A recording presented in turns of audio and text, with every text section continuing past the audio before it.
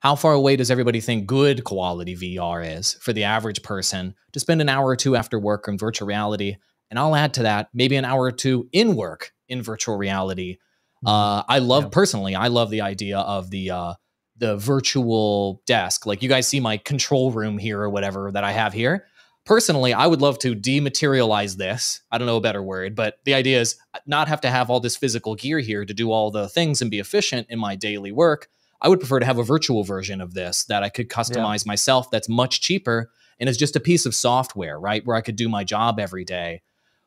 How far out do you guys think we are from having something that's easy to use, doesn't hurt your brain when you put it on? I've tested all these VR headsets for like the last decade and at conferences and what have you. And we have made some progression, right? Where you don't have a giant plug in the back of your head all the time necessarily. We've got battery technology. The screens are getting better.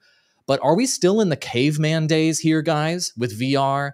Are we way out, or do you think we're right around the corner from having real mainstream VR hardware? Love to know if either of you guys can take this. So I can go first on. Oh, go for it. Okay, go ahead. Go ahead, Paul. Paul first. Paul first. Okay, yeah, go, Paul. Right. You got this. Okay. I'm just saying that if you listen to Lex Friedman's podcasts and with Mark Zuckerberg and really take a look at what Lex and he were talking about, one thing that Zuckerberg talks about is that, and he kept feigning into this quite a bit, is that they're a lot closer than a lot of people think. So it's very possible that we could see some pretty amazing innovation.